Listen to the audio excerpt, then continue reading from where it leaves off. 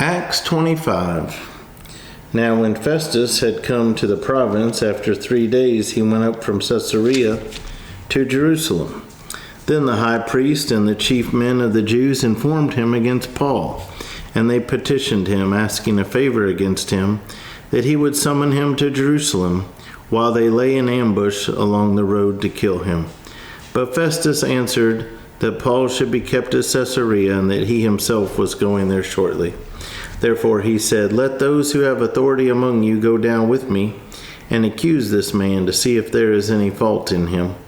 And when he had remained among them more than 10 days, he went down to Caesarea. And the next day, sitting on the judgment seat, he commanded Paul to be brought. When he had come, the Jews who had come down from Jerusalem stood about and laid many serious complaints against Paul, which they could not prove. While he answered for himself, "Neither against the law of the Jews, nor against the temple, nor against Caesar, have I offended in anything at all."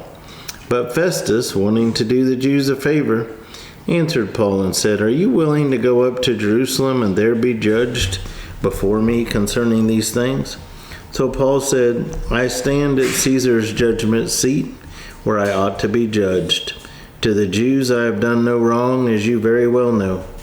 For if I am an offender, or have committed anything deserving of death, I do not object to dying. But if there is nothing in these things of which these men accuse me, no one can deliver me to them. I appeal to Caesar." Then Festus, when he had conferred with the council, answered, "You have appealed to Caesar?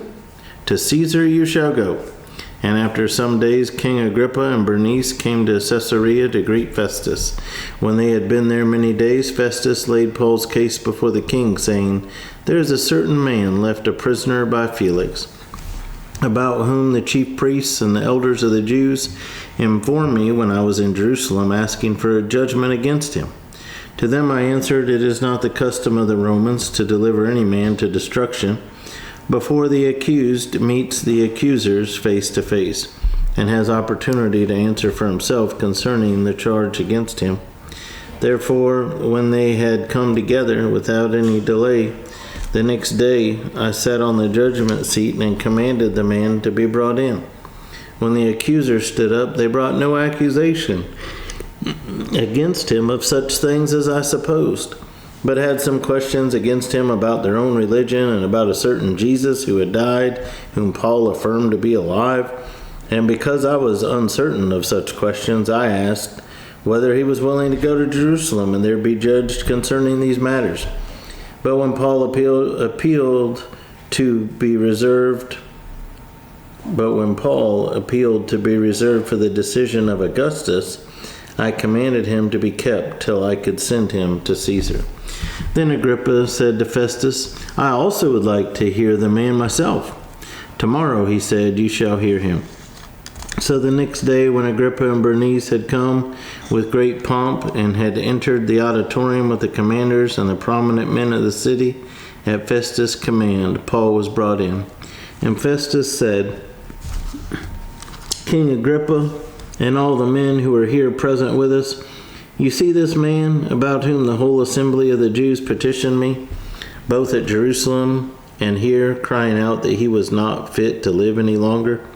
But when I found that he had committed nothing deserving of death, and that he himself had appealed to Augustus, I decided to send him.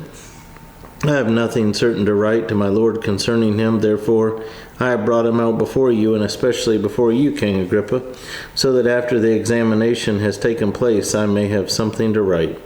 For it seems to me unreasonable to send a prisoner and not to specify the charges against him."